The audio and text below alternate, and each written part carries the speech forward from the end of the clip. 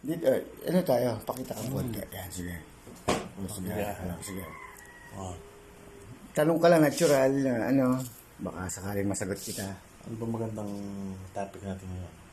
Abay, ikaw yung tatanong, dapat ikaw yung, ano, practice your, ano, yung, At ang sinasabi nila ng diploma o diskarte, halos sinasabi nyo sa social media, mas maganda yung diskarte kaysa parang tinuturo hindi, depende kasi yan sa pinagdaanan ng tao. Meron kasi ng tao naman talaga, hindi naman siya nakapag-aral. Kaya, natutunan niya yun sa kalsada nga, hindi diskarte kung tawagin. Oo. Pero may kanya-kanyang ano yun, may kanya-kanyang ano yun, may kanya-kanyang magagandang pangyayari sa buhay, hindi lang naman yung parehong mahal, parehong pwede yun eh.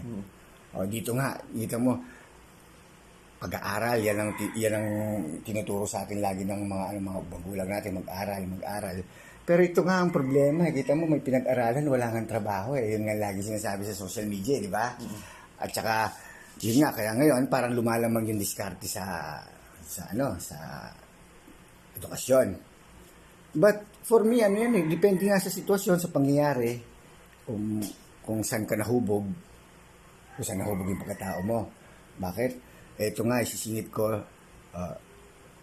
ayoko makapanakit ng damdamin dito, pero di ba, yung yung mga kapulisan nga, mga law, mga attorney, mga judge, mga kung ano-anong doktor, mga ano yan, sila yung mahihilig, sila yung matatalino, di ba? Matatalino sila. Sobrang talino nila, parang hindi na sila natakot sa gumawa sa kanila eh. Kaya minsan, gusto kong sabihin sa mga tao, huwag na kayo mag-aral dahil ang katalinuhan pala ng natututunan natin sa edukasyon, pag naging matalino ka, malalamangan mo yung kapwa mo.